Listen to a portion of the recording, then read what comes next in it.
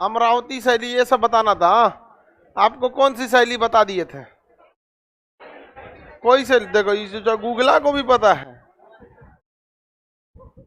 पता। गूगलो हमरे रेफरेंस हम ही को दे रहा है, ये वाला चाहिए हमरे वाला मतलब।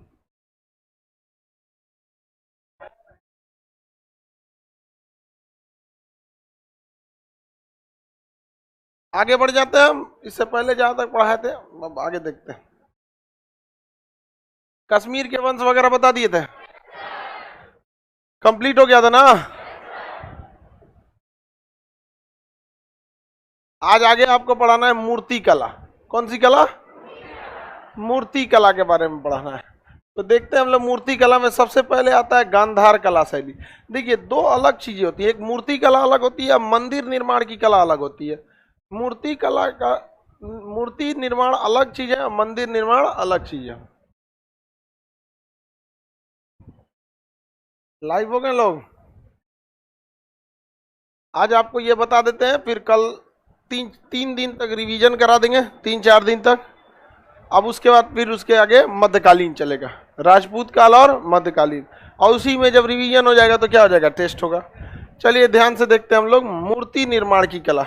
तो मूर्ति निर्माण में दो प्रमुख कला, तीन होती है। एक होती है मथुरा गांधार कला शैली, और एक मथुरा शैली, और ये होती है अमरावती शैली। कौन सी शैली? अमरावती शैली। समझ में आ गया नहीं आ गया? किसी कोई दिक्कत? देखो भाव, ध्यान से समझिए। गांधार कला शैली, गांधार शैली में जो पत्थर बने थे वो काले या भूरे रंग के पत्थर से बनाए गए थे। ज्यादातर गांधार शैली में जो बनाया गया था मूर्ति वो किस रंग का था? काले। गांधार शैली जो थी वो कनिष्क के समय आई थी, और मथुरा शैली भी कनिष्क के समय आया था। दोनों किसके समय आई थी? कनिष्क के समय।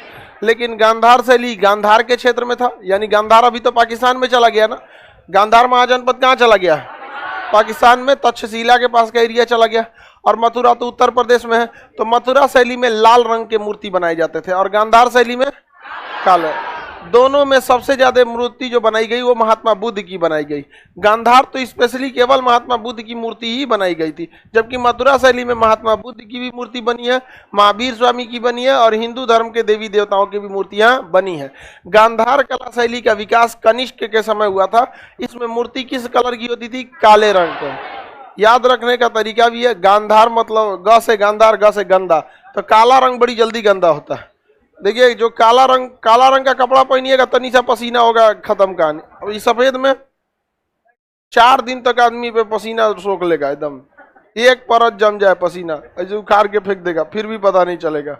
समझ में आएगी नहीं? लेकिन काला रंग पे तुरंत, काला गाड़ी ले लीजिएगा तो सोचा उस पर 5 मिनट में धूल चढ़ जाएगा उसमें, सफेद पे पता नहीं चलता। समझ में आ रहा है कि नहीं आ रहा? बताइए ध्यान से। तो गांधार कला शैली में मूर्ति किस रंग की?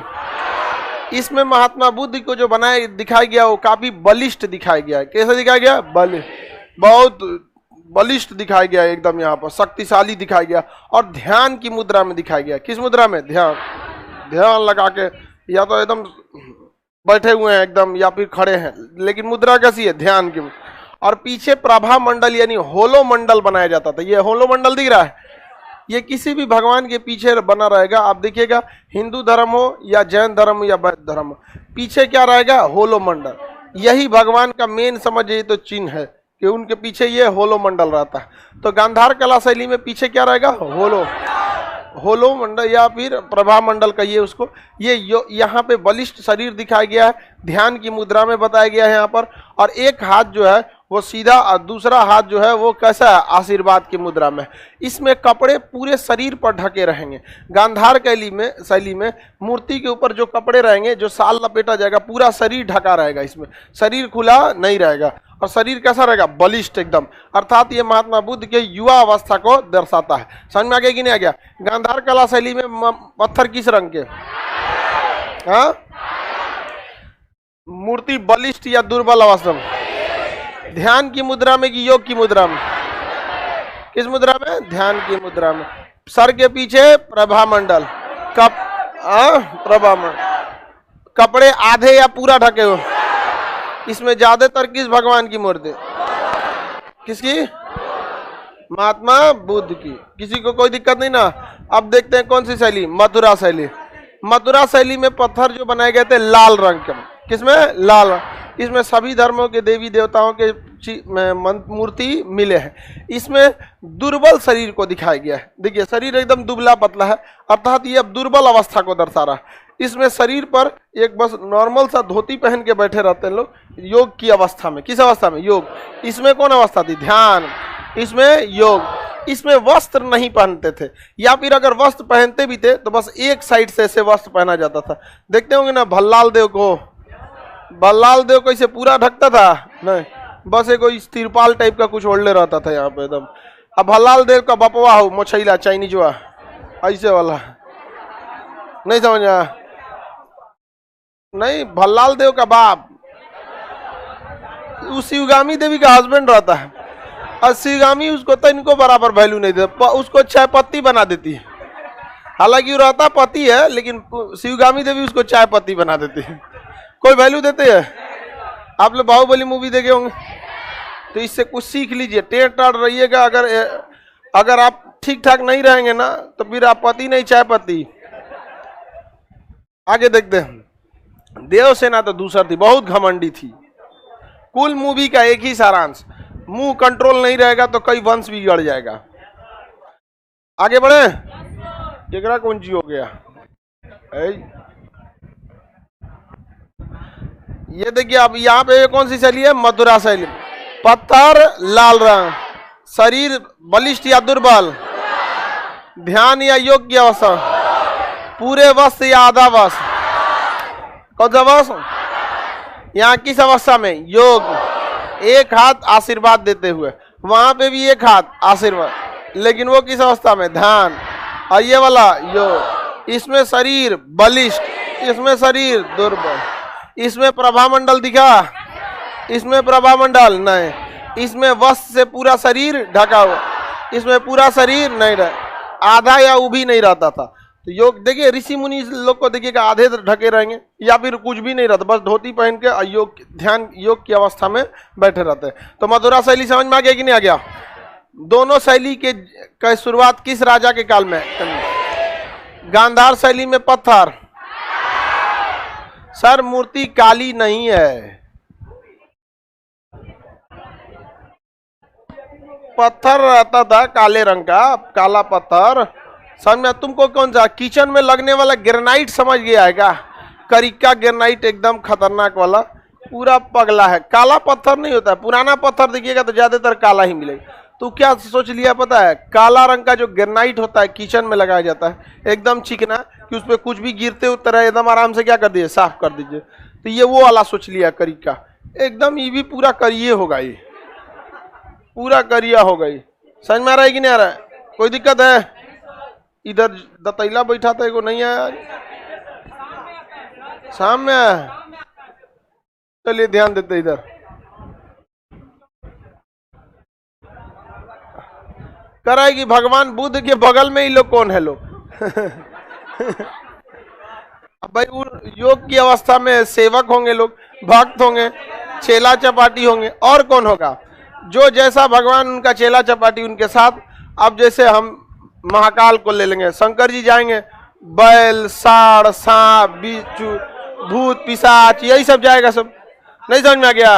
हाथी, तो जैसा जिस चीज के भगवान उसी चीज के वो। अब लक्ष्मी जी रहेंगी तो मार सिक्का उक्का गिरते हुए दिखाई देगा आपको, देखिएगा ना, देखा रुपया पैसा पूरा ऐसे। लक्ष्मी जी का जब भी फोटो रहेगा तो लक्ष्मी जी ऐसे बैठल रहेंगी, खड़ी रहेंगी, अब मार पैसा गिरता रहेगा कटोरा में, और लक्ष्मी जी क्या रहेंगी, खड़ी रहेंगी, कहेंगी देख बाबू हम खड़ा है, कहियो उठ के चल जाएंगे। जो समझ में आ गया कि नहीं आ गया? इसलिए लक्ष्मी जी जो है ना बहुत चंचल है, और सरस्वती जी को देखेंगे बैठल रहेंगी चुपचाप वीणा बजा के, कि बबुआ तुम हमको बुला नहीं पाएगा जल्दी, लेकिन अगर बुला लिया तो आके बैठ जाएंगे तुम्हारे यहाँ, फिर जाएंगे नहीं। इसलिए सरस्वती जी जल्दी आती नहीं, और आ गई तो जाती नहीं है, जब तक आप गजनी की तरह पिटाइए नहीं। अब आप गजनी की तरह खोपड़िए पे पिटा जाइएगा, तेरे नाम की तरह आपका खोपड़िया को ले जाकर ट्रेन में कूच देगा, तो सरस्वती जी क्या करेंगी? तुम कहेंगे अब तुमको जहां हम बैठे हमारा आसने उजाड़ देगा। गजनी में बड़का मूसर लेके मुड़िए पे मार देता है, बड़का रॉड लेके। नहीं देखे? देखो ये सब प्यार करने से पहले अंजाम देख लो, और अगर विश्वास न हो तो गजनी और तेरे नाम देख लो। इसमें पिटाना एकदम फिक्स है। अपने चौपट होगी, तुमको भी लेके डूबेगी। समझ में आ गया कि नहीं आ गया? तुम अभी गजनी की तरह टकला भी हुआ है, हाँ, मिलता भी है गजनी की। तुम अपने से टकला हुआ है, कोई किया है? चलिए अब ध्यान देते हैं। मथुरा शैली और गांधार शैली समझ में आ गया? आप लोग को कुछ ना कुछ आता ही होगा। चलिए ध्यान देते हैं लोग। ये शैली अमरावती शैली। अमरावती शैली में सफेद संगमरमर से मूर्तियां बनाई जाती थी। कैसी बनाई जाती थी? सफेद संगमरमर पर मूर्तियां बनाई जाती थी, और इसमें मूर्ति ग्रुप में होती थी। मूर्ति क्या होती थी? ग्रुप। ये एक कहानी को व्यतीत करता था कि कहीं राजा जा रहा है या फिर कोई इस टाइप का एक कहानी प्रतीत होती थी अमरावती शैली से। तो अमरावती शैली दक्षिण भारत में ज्यादा देखने को मिला। अमरावती शैली किस भारत में? अब पाकिस्तान के क्षेत्र में गांधार शैली, यहाँ पर गांधार, यहाँ पे मथुरा, अमरावती। मूर्ति निर्माण की कितनी शैलियां? कितनी शैली? 3। बताइए। ग्रुप में मूर्ति, ग्रुप में लाल रंग की मूर्ति, काला या भूरा? काला भूरा। योग की मुद्रा में मथुरा, ध्यान की मुद्रा, कहानियों का प्रतीक, ग्रुप में मूर्ति, बलिष्ठ शरीर, दुर्बल शरीर, वस्त्र से पूरा शरीर ढका हुआ, हाँ हाँ, आधे शरीर ढका, शरीर नहीं ढका हुआ, मथुरा शैली। लाल पत्थर। गांधार शैली का विकास किस राजा के समय? मथुरा का भी। गांधार में बनने वाली पहली प्रतिमा किस भगवान की? मथुरा में भी पहली प्रतिमा, लेकिन मथुरा शैली में हर भगवान का मिला है, ग्रुप में मिला है। सफेद पत्थर दक्षिण भारत में। तो मूर्ति निर्माण तो आप लोग समझ में आ ही गया। आप लोग को इतना बकलोल नहीं हो लोग जितना हम समझ रहे थे। हाँ, आप लोग को समझ में आ रहा है? क्या बता रहे हैं बताओ? हाँ, कौन जी? ठीक है, मूर्ति शैली। ठीक है, तब समझ रही है सब जी।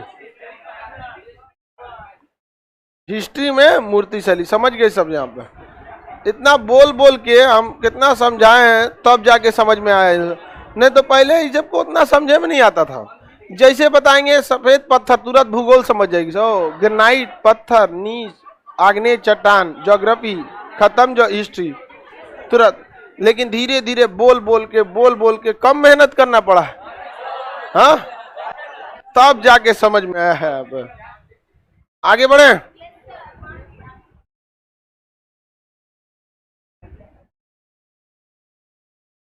ऑनलाइन वाला तो सब तेज है, नहीं, ऑनलाइन वाला ज्यादा मेहनत करता भी है। एक चीज हम देखें, पटना आने के बाद लड़का जो है 2 से 3 महीना इसको जुनून रहता है, उसके बाद उसको तो देख लेता है। शिकारी आएगा, जाल बिछाएगा, नहीं समझ में आया? NIT घाट समझिएगी एकदम।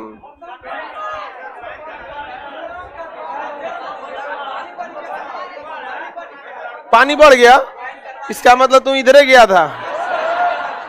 देखो ये बकुलवा जो है ना, ये बता रहा है कि नहीं सर अब पानी बढ़ गया है वहां। ये बताइए करने क्या गया था वहां? तुमने जाए ना जाए कोई फायदा नहीं है वहां। ऐसा उधर कुपोषण वाला कोई मिलेगा ही नहीं तू। चलिए ध्यान दे दो। जगन्नाथ मंदिर में कौन सी अरे गधा, हम अभी मूर्ति कला बता रहे हैं तो तुम मंदिर कला में चला गया। अभी तो मूर्ति बता रहे हैं ना, इसके बाद क्या बताएंगे? मंदिर से। ये ज्यादातर मूर्ति कला महात्मा बुद्ध के लिए था।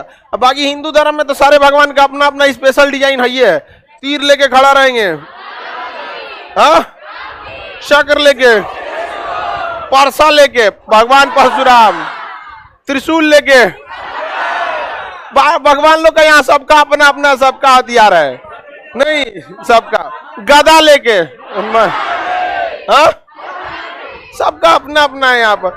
यहाँ दिक्कतें नहीं है, हिंदू धर्म में कोई दिक्कतें नहीं, बस सबका अपना अपना फिक्स है यहाँ पर। समझ में आ गया कि नहीं आ गया?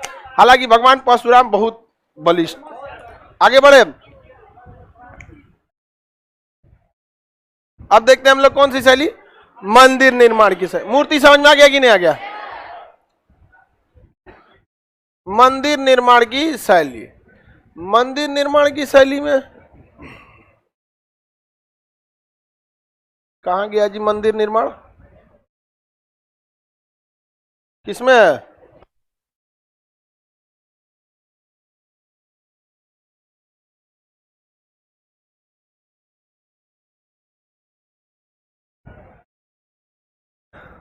ध्यान से देखिए, मंदिर निर्माण को देखते हैं। नागर शैली, सबसे पहले कौन सी शैली? नागर शैली। मंदिर निर्माण के क्षेत्र में कौन सी शैली? नागर शैली को देखते हैं। कौन सी शैली बाबू? नागर शैली का। ये ठीक नहीं है। नागर शैली का मंदिर, गुगला से पूछेंगे ना तो हमरे फोटो को दिखा देगा।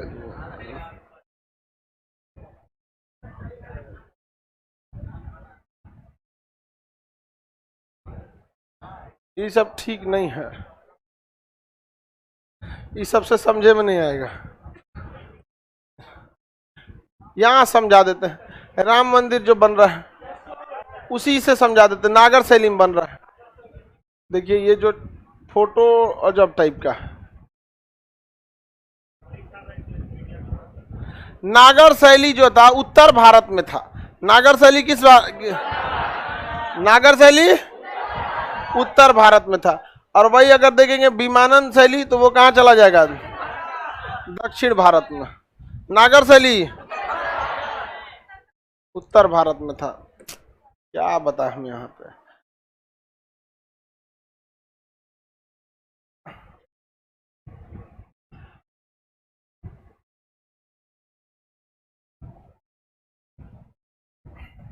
सबसे प्रमुख था उत्तर भारत में नागर शैली।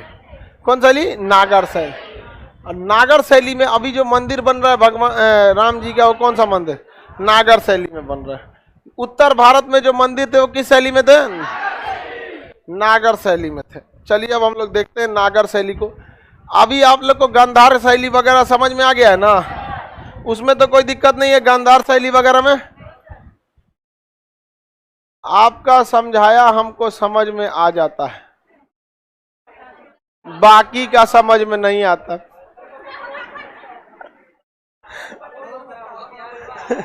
चलिए देखिए ध्यान से समझिए, दिमाग रहेगा तो समझ में आएगा। हम पढ़ा रहे हैं, अगर आप जिंदा हैं तो कंफर्म समझ में आएगा, और अगर समझ में नहीं आ रहा है लेट हो गए आप। लेट मतलब समझते हो? अगर जिंदा है तो समझ में आएगा।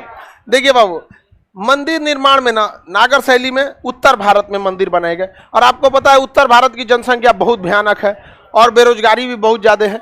देखिए भगवान जो होते हैं किसी भी धर्म के हो, उनकी याद कब आती है? जब आपके अंदर बहुत ज्यादा पैसा की अभाव हो जाए, गरीबी आ जाए, कोई भयानक बीमारी आ जाए, या कोई मुसीबत आ जाए। ये तीन चीज खत्म हो जाएगा तो लोग भगवान को तुरंत भूल जाते हैं। समझ में आ गया? जहाज जैसे टेक ऑफ करता है ना तो हम एक चीज देखते हैं, सबको भगवान की याद आने।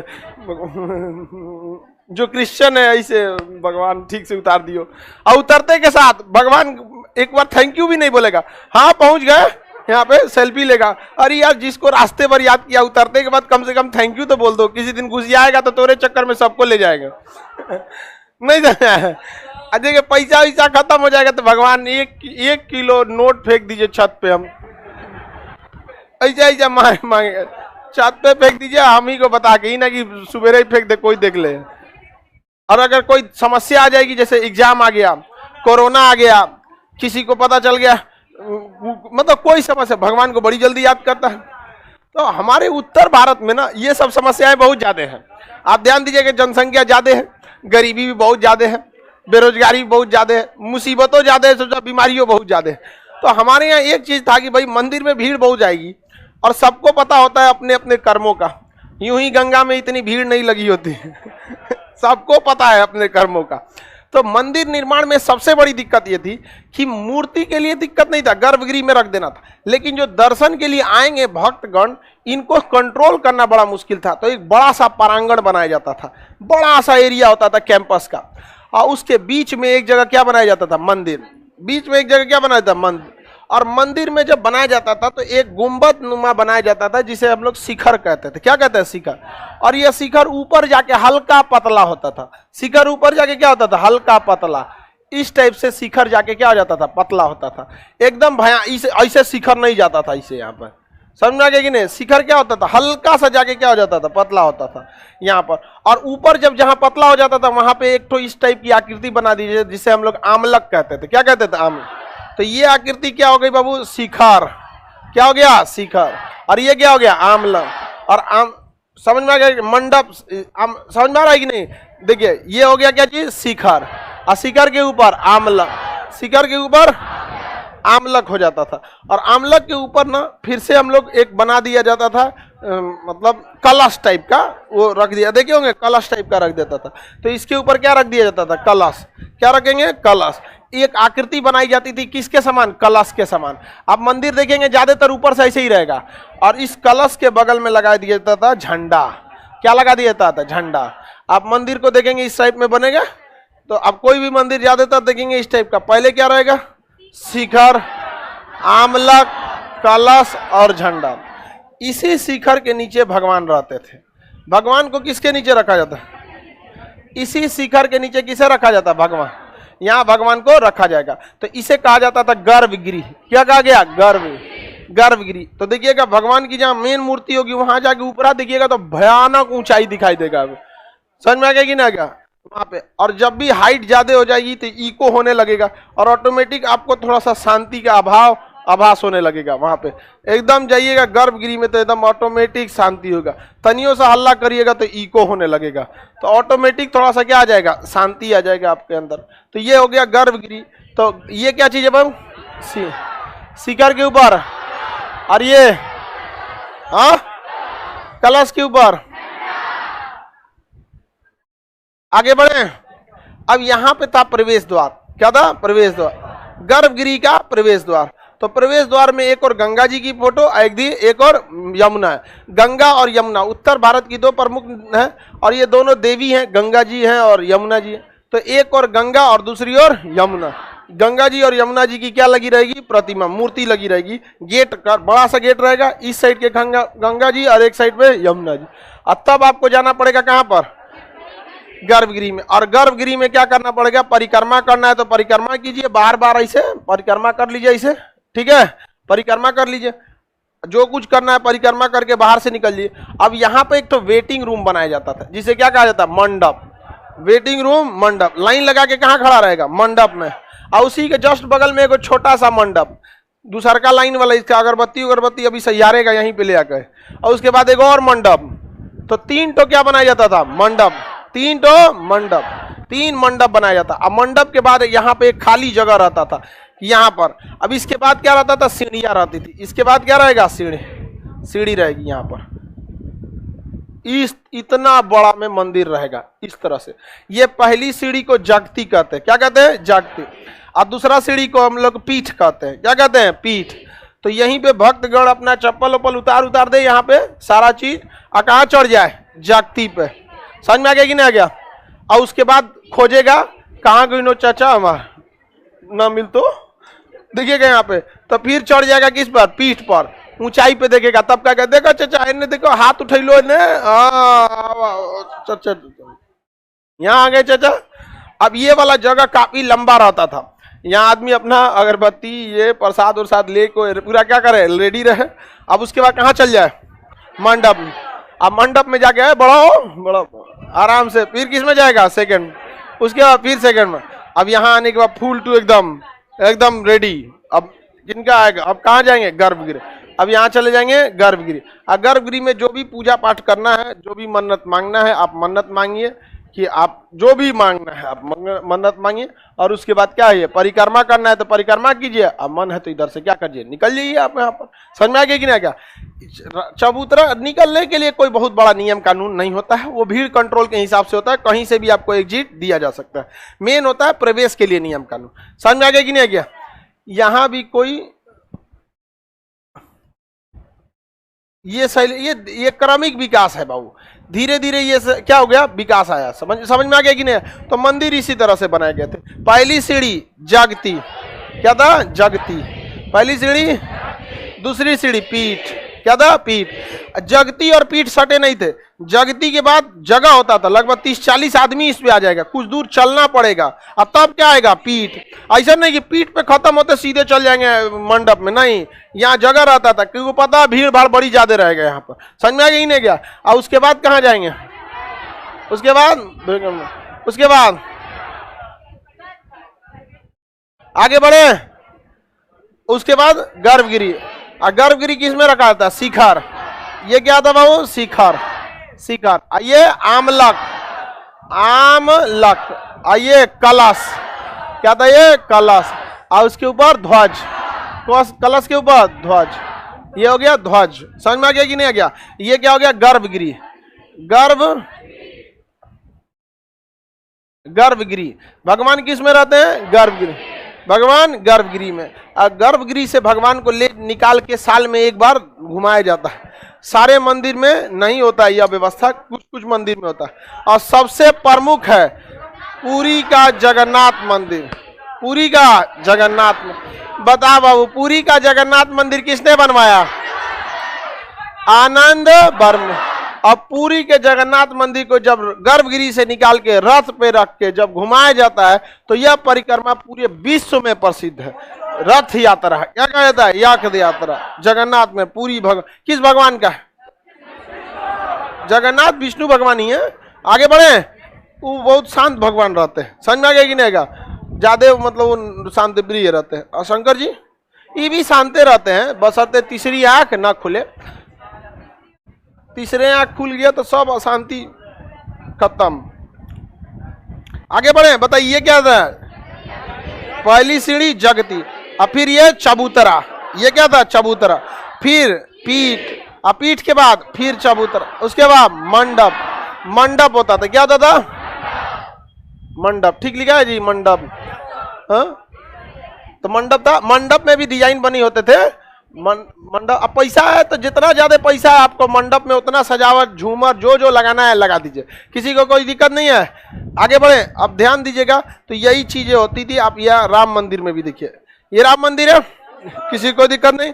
ये अभी भले बन रहा है 2022 में, लेकिन ये 1000-1500 साल पुराना ये क्या है, डिजाइन है। नागर शैली में बन रहा है, कोई नया डिजाइन नहीं है, बशर्ते टेक्नोलॉजी नहीं है, सब कुछ वही है, बट डिजाइन क्या है, संस्कृति वही पुरानी वाली है, मतलब नागर शैली है। आप देखेंगे ध्यान से तो ये वाला जो है यहाँ पे कहीं जागती, ये और आ गया आपका कौन सा, सीढ़ी हो गया ये, यहाँ पर ये सीढ़ी, चबूतरा, जागती, ये पूरा एरिया हो गया।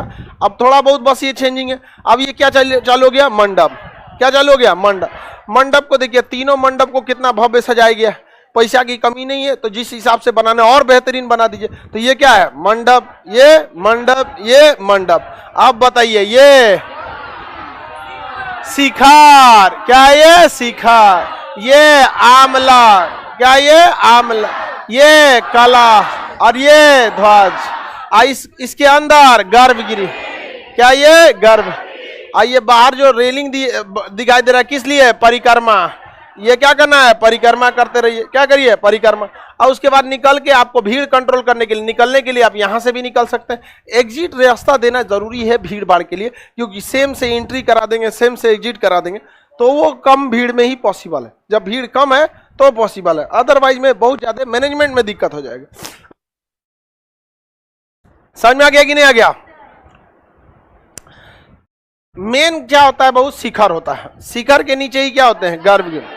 मेन क्या होता है, शिखर, गर्भगृह। और गर्भगृह के अंदर क्या होते हैं, भगवान। तो मूर्ति तो सामान्य ही होती है, मूर्ति बहुत बड़ी नहीं बनाया जाता है। मूर्ति को कैसे रखा जाता है, सामान्य रखा जाता है, बहुत ज्यादा नहीं। मंदिर ही क्या बनते हैं, भव्य बनते हैं। भगवान को भव्य क्या करना है, भगवान तो पूजने की चीज है वहां पे। आगे बढ़िए, आगे बढ़े, अक्षरधाम भी तो ऐसा ही है जी, अक्षरधाम भी ऐसे ही। उत्तर भारत के जितने मंदिर देंगे ये सब कैसा है, नागर शैली में। किस शैली में, नागर शैली में। हनुमान मंदिर का डिजाइन अलग है।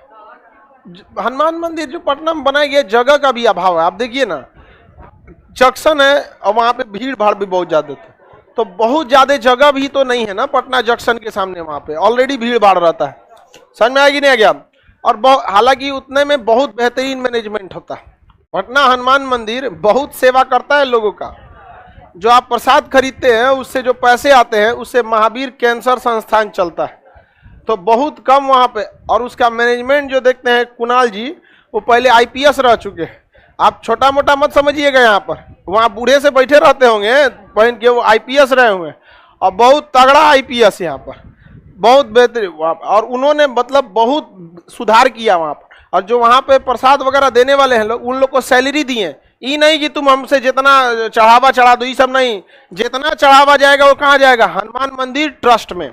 चढ़ावा चला गया ट्रस्ट में, और ट्रस्ट उठ के कहाँ चल जाएगा, अकाउंट बैंक में चला जाएगा, और उसका पूरा हिसाब किताब होगा।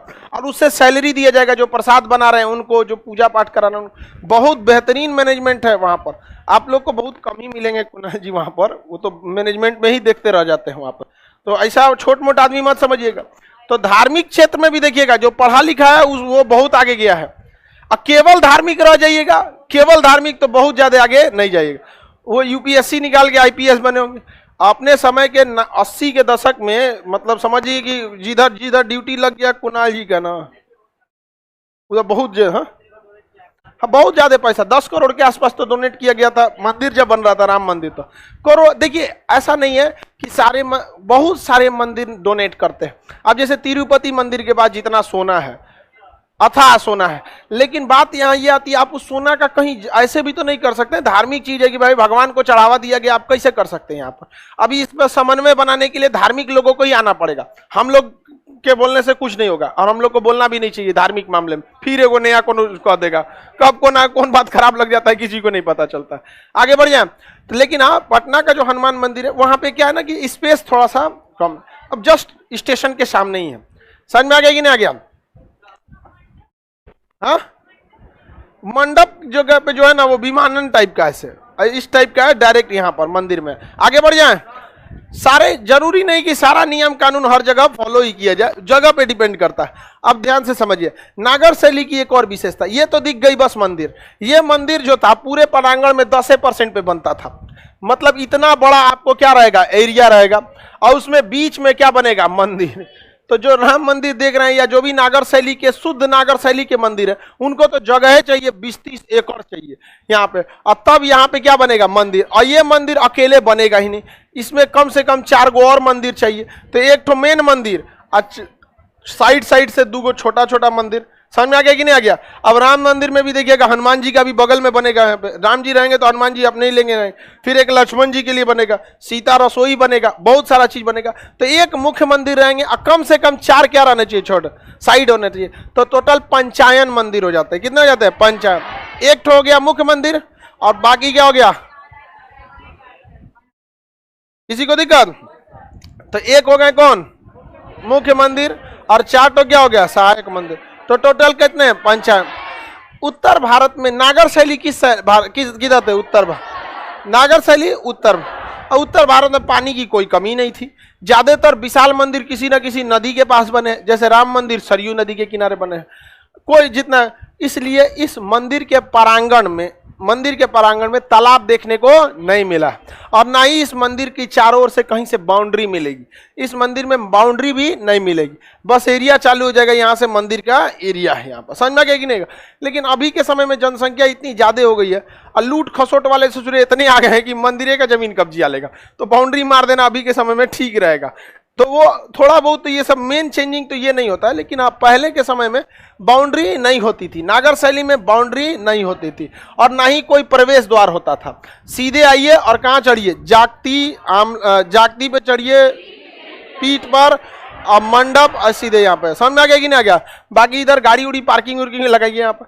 लेकिन अगर वहीं दक्षिण भारत में जाएंगे तो मंदिर की चारों ओर क्या रहेगी, बाउंड्री रहे, एक भव्य प्रवेश द्वार रहेगा। भव्य क्या रहेगा, भयानक सा प्रवेश द्वार, बड़ा सा एकदम प्रवेश द्वार रहेगा, घुसते पता चल जाएगा मंदिर में आए हैं यहाँ पे। तो दक्षिण भारत की मूर्ति निर्माण द्रविड़ शैली, जिसे हम विमानन शैली कहते हैं, और जबरदस्त थी विमानन शैली। तो नागर शैली समझ में आ गया कि नहीं आ गया? किसी को कोई दिक्कत? वो अलग ही शैली है, उसमें कोई विशेष शैली नहीं है। अंकोर वाट मंदिर ज्यादातर उसमें नागर शैली का ही प्रयोग किया गया है, लेकिन बहुत विशाल है, इसलिए कंप्लीटली नागर शैली पे नहीं ध्यान दिया गया, बल्कि जैसा जहां सेट डिजाइन बैठा वहीं बैठा दिया गया। समझ में आ गया कि नहीं? हम जो नागर शैली आपको बताएं, ये ओरिजिनली नागर शैली है कि अगर आपके पास सब कुछ है तो आप इस शैली में बनाइए, लेकिन इसमें हमेशा कुछ ना कुछ चेंजिंग या जरूरत के हिसाब से अपडेट होते रहते हैं। तो नागर शैली समझ में आ गया?